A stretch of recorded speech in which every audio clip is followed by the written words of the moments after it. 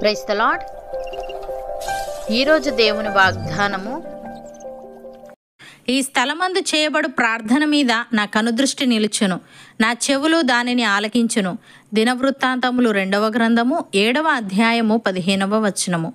సహోదరి సహోదరులారా, ఈ వచనం సొలొమోను దేవుని ఆలయాన్ని నిర్మించి దానిని సమర్పించిన సందర్భంలో వస్తుంది. దేవుని ఆలయం ఇజ్రాయేలు ప్రజలకు ఒక ప్రత్యేక స్థలం. భౌతికంగా మరియు ఆధ్యాత్మికంగా అది ప్రధాన కేంద్రం. ఆలయం సమర్పణ తర్వాత దేవుడు సొలొమోనుకు ప్రత్యక్షముగా ఈ మాట చెప్పాడు. ఆయన వాగ్దానం ఇలా ఉంది: ఈ స్థలంలో మీరు చేసే ప్రార్థనలను నేను గమనిస్తాను, వింటాను మరియు స్పందిస్తాను అని. ప్రియులారా, దేవుని ఆలయంలో జరిగే ప్రార్థనలపై ఆయన దృష్టి నిలిచి ఉంటుందని, అవి ఆయన చెవులకు చేరుతాయని దేవుడు ఇక్కడ హామీ ఇచ్చాడు. ఇది ఆలయానికి మాత్రమే కాక భవిష్యత్తులో హృదయపూర్వక ప్రతి ప్రార్థనలకు వర్తిస్తుంది.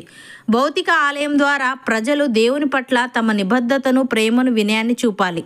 దేవుడు నిజమైన హృదయపూర్వక ప్రార్థనలను ఎప్పుడూ గమనిస్తాడు, వింటాడు మరియు స్పందిస్తాడు. ఈ వచనం కేవలం ఆలయ నిర్మాణానికి పరిమితం కాదు. ఇది ప్రార్థన, వినికిడి, దేవుని దృష్టి మరియు స్పందన అనే ఆధ్యాత్మిక సూత్రాన్ని ప్రతిబింబిస్తుంది. భౌతిక స్థానం వేరు కావచ్చు, కానీ హృదయానికి ఆధ్యాత్మిక ఆలయం దేవునికి ఎల్లప్పుడూ ముఖ్యం. హన్నా పిల్లలు లేకపోవడంతో తీవ్ర బాధలో ఉండేది. దేవుని ఆలయం వద్ద ప్రభువా, నాకు పిల్లల్ని ఇవ్వు అని ప్రార్థించింది. దేవుడు హన్నాకు సమాధానం ఇచ్చి సమూయేలును ప్రసాదించాడు. ఇది హృదయపూర్వకమైన మరియు నిస్వార్థమైన ప్రార్థన దేవుడు వింటాడని చూపిస్తుంది. అలాగే దావీదు తన శత్రువుల మధ్య కష్టంలో ఉన్నప్పుడు, దేవా నన్ను రక్షించు, నన్ను కాపాడు అని ప్రార్థించాడు.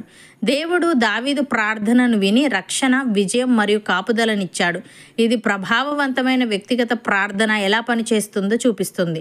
ప్రియులారా, బైబిల్లో ప్రతి ఉదాహరణ, ప్రార్థన స్థానం, పరిస్థితులు వేర్వేరు అయినా హృదయపూర్వకమైన ప్రార్థన దేవుని దృష్టిలోకి వస్తుందని చూపిస్తాయి. సాధారణ చిన్న వ్యక్తిగత ప్రార్థన ద్వారా కూడా మనం దేవునితో నేరుగా, విశ్వాసంతో గాఢంగా సంభాషించగలుగుతామని అర్థం చేసుకోవచ్చు. భక్తుడు ఈ విధంగా అంటున్నాడు: యెహోవా, అగాధ స్థలములలో నుండి నేను నీకు మొరపెట్టుచున్నాను. ప్రభువా, నా ప్రార్థన ఆలకింపుము, నీ చెవియొగ్గిన ఆర్తధ్వని వినుము. యెహోవా, నీవు దోషములను కనిపెట్టి చూచిన ఎడల ప్రభువా, ఎవడు నిలవగలడు? అయినను జనులు నీ యందు భయభక్తులు నిలుపునట్లు నీ యొద్ద క్షమాపణ దొరుకును అని.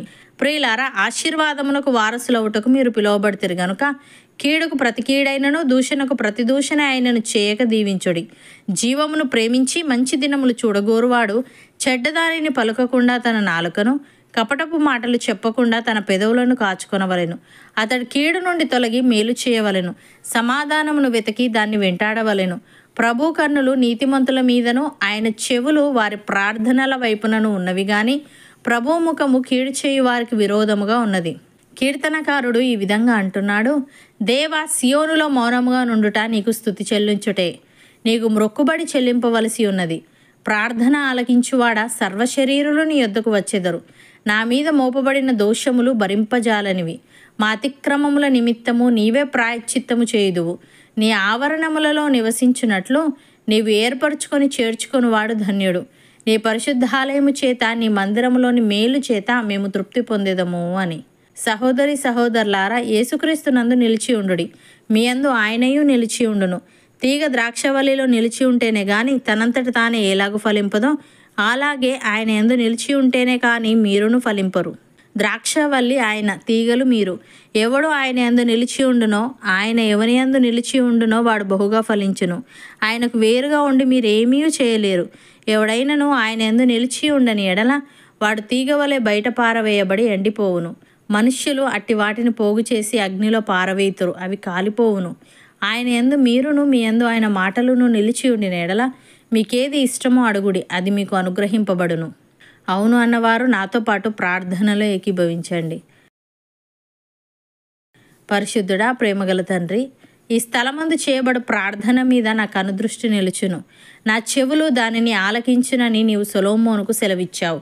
అలాగే నిజమైన హృదయపూర్వక ప్రార్థనలను నీవు వింటావని మరియు స్పందిస్తావని తెలియజేశావు. తండ్రి, నీకు స్తుతులు. దేవా, మేమెక్కడనున్నా నిస్వార్థమైన మనసుతో హృదయపూర్వకంగా నీకు ప్రార్థించే వారంగా ఉంటుటకు సహాయము దయచేయమని, ఆశీర్వాదమునకు వారసులవుటకు మేము పిలువబడితిమి గనుక కీడుకు ప్రతి కీడైనను దూషణకు ప్రతి దూషణ అయినను చేయక దీవించుచు, చెడ్డదాన్ని పలకకుండా మా నాలుకను, కపటపు మాటలు చెప్పకుండా మా పెదవులను కాచుకొనుచు, కీడు నుండి తొలగి మేలు చేయుచు, సమాధానమును వెతికి దాన్ని వెంటాడే వారంగా ఉండుటకు కృపచూపమని తీగ ద్రాక్షవల్లిలో నిలిచి ఉంటేనే గాని తనంతట తానే ఏలాగు ఫలింపదో అలాగే మేము నీ యందు నిలిచి ఉంటేనే గాని మేమును ఫలింపము గనుక నీ యందు నిలిచి ఉండే భాగ్యము మాలో ప్రతి ఒక్కరికి నీవే అనుగ్రహించమని యేసుక్రీస్తు నామమున ప్రార్థిస్తున్నాము తండ్రి. ఆమెన్.